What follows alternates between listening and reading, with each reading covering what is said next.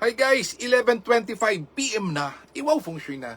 Brethren, family and friends, pong pinagpalang gabi sa inyong lahat. Ang inyo pong lingkod, Brother Norman Cruz, ang inyo pong feng shui, Pachi, Chimen, Yijing, and date selection consultant. Kumusta po kayo? How was the first day of the week? Kumusta po ang isang Lunes? And good news, tomorrow Tuesday. Well, of course, expectation, what to do, what not to do, up to you.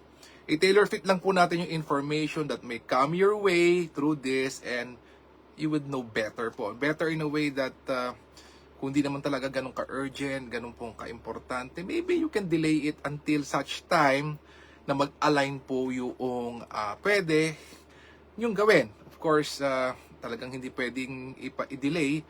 Meron po tayong daily chimen, no po, BFF, no? So, meron pong way na para hindi i-delay through daily chimen by backing to a certain direction, and you do those important activities po you are planning to do tomorrow. Okay, BFF, tingnan natin. Ano bang meron sa isang August 12? Malapit ng mga lahati, ang August. Water Ox enters the Initiate Officer Day. And it says here, it's suitable. Pwedeng-pwede, BFF, sa mga sumusunod. BFF.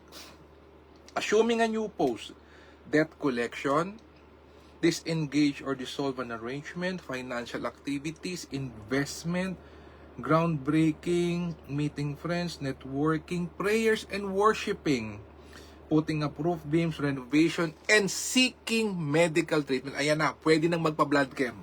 Avoid long journeys, traveling, getting married, and moving house. Saan naman po sa horoscope forecast, best for the both ox and rat, average for the tiger, bad for the rabbit, average for the dragon, best for the snake, average for the horse, bad for the goat, average for the monkey, best for the rooster, average for the dog, and bad for the pig. Wow. So, BFF, ayan po. But again, just in case, meron talagang, Kuya Norman, hindi pwedeng i-delay. Kasi nandyan eh. Naka-pipeline na. Hinaghahabol kami bago mag-ghost month. Yung mga binanggit mo, wala sa gagawin natin. O, tingnan natin. I-daily chime natin yan. What starts right now. Opo, simula po ngayon. Oras na to up to 10:59 the next days. Ito, August 12. Sabi po dito, if you are planning to, ito BFF, if you are planning, ikaw dyan, meron kang bad habits, you turn to procrastinate, you want to change something, or you want to recommend change po to a certain BFF, you also want to start the studies, and then also, those things, talikod ka sa southeast. If you want to attract helpful people, if you want to 10x being beautiful and handsome, if you are content maker, a blogger, and you want to the environment to favor you, talikod ka naman sa south. For wisdom, for branding, ayan. If you want to put a stop to certain things na gusto kong tuldukan gusto kong mag-start anew, talikod ka naman sa southwest.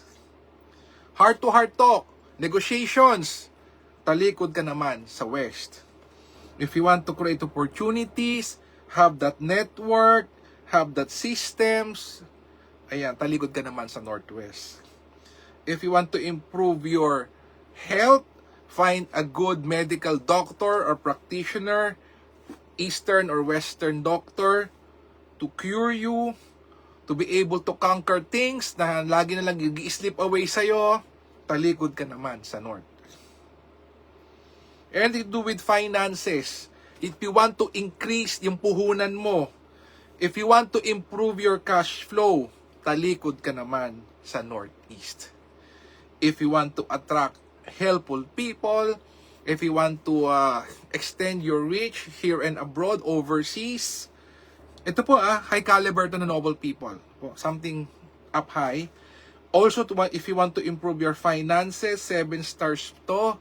This is backing po sa east. So BFF, according to what I've said, almost all boxes are usable depending on the activity and once you, of course, na gusto mangyari, of course, for you. So you may replay this and you have to choose.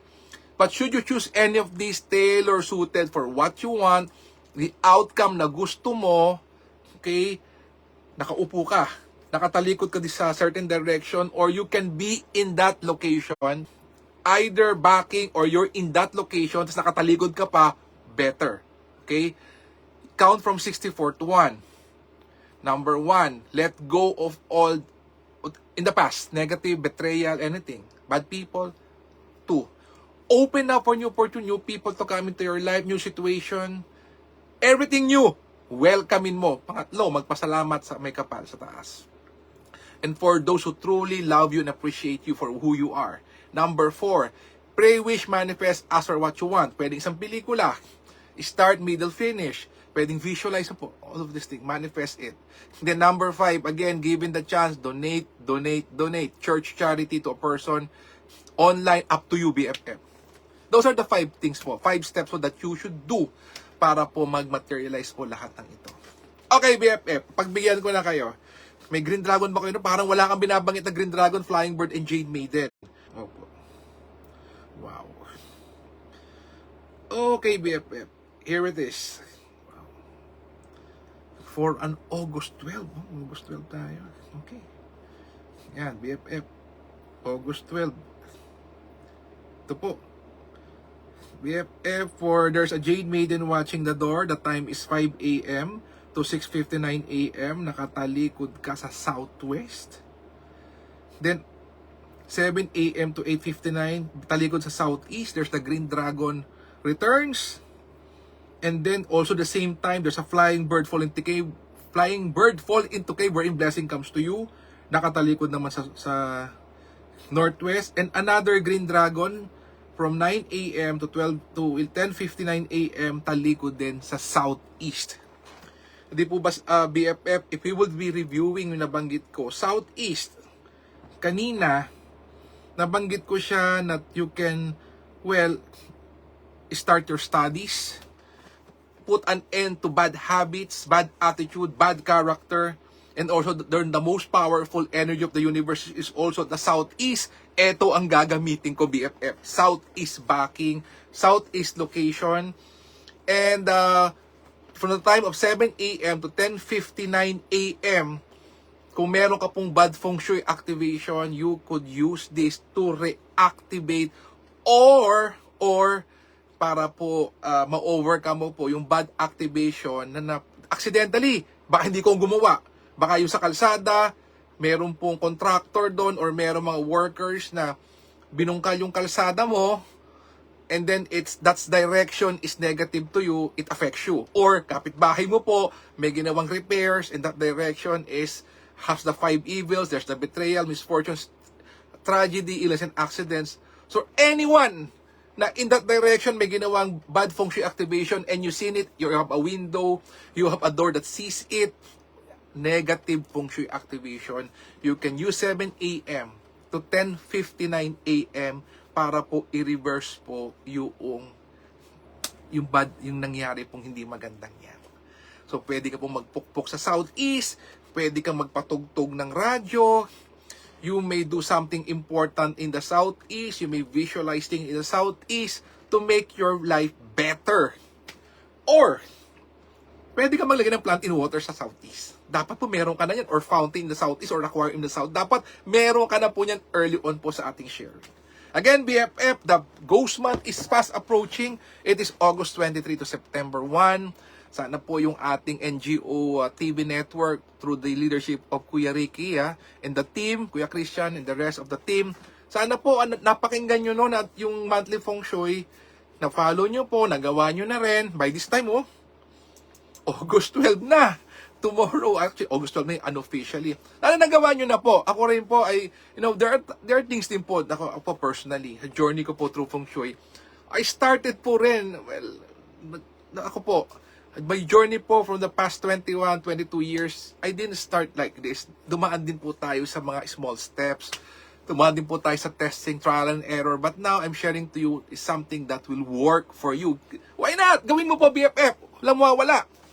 Then, doing nothing is also expensive, BFF. Sabi ko nga po sa kausap ko the other day, if you keep on delaying or you keep on doing nothing. May cost po yan. Rather than getting what you want, yung target na yon, if there's a price or amount for that, kung yung man ay may value o may presyo na wala sa'yo because ayaw magpa-feng shui, you don't do this, po ba parang wala yan. Alam nyo po, may assignment po ako kay Dato Joey Yap na supposedly end of the week ko pa po dapat nagawa. But, I was reminded na dapat mag-submit na, kaya po kanina, the moment I got home talaga pong, kaya dinner time ko medyo na-extend, I really have to submit it. Well, ganun po talaga, may cost po yan no? May dapat sana marami po dapat akong ibang gawin tonight, kaso po because of, meron po tayo mga na-delay po na bagay-bagay, ni-let go natin, nanood muna tayo ng Netflix. Eto na, kailangan i-address siya because there's a deadline po tomorrow or Wednesday. Ginawa na po natin ngayon. Ganun po sana BFF. Let's address it head on ha. Huwag nating i-delay because there is always a cost for everything. Dinelay mo, wala kang ginawa, meron niyang halaga, may value yan, may presyo yan. Fly away to the moon. And you've been doing that for how many weeks, months, years? Oh, so ikaw BFF, kung di ka pa nagpapafeng shui, pwede pa. Gawin natin paraan kahit online, BFF. I'm inviting you, me and my son can do it. Bago po mag-ghost month, BFF, dapat feng shui compliant po yung bahay mo. Gawin natin. Again, BFF, let us continuously pray for our BFF, for we never know if our BFF have cancer, di makabayad ng utang, depressed, mentally challenged, po, galing sa breakup, sa betrayal, galing sobrang pagsubok sa buhay, downward spiral. Let us pray for them and let us share this po yung ating mga ginagawa po. Let's share it to them. Number 2, let's pray for our leaders. Let us pray for world peace. Let us heal as one. Let us be a blessing to others. God bless us all with a grateful heart. Marami pong salamat sa inyo lahat. God bless. Good night. Happy Tuesday and see you again tomorrow. Bye-bye, BFF.